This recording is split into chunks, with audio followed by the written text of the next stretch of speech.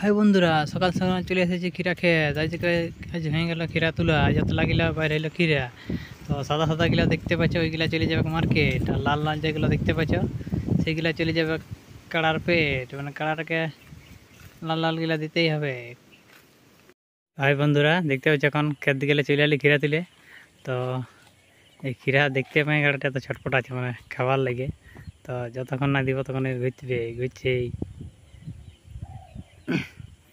ক্ষীরা অবশ্য কাটাকাটি চলছে, তো এই ক্ষীরাটা এখানে দিব। ওই জন্য ক্ষীরা খাবার জন্য ভাইলছে, দেখছে না সময়।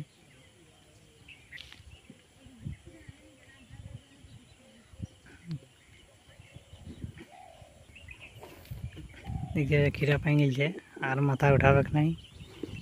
আর ওইটা একটু ফেলে, সেই জন্য টোলটা রেখে দিয়েছে। টোলটাই বুঝলে পুরা পর টোলটা আরও দিয়ে দেবো।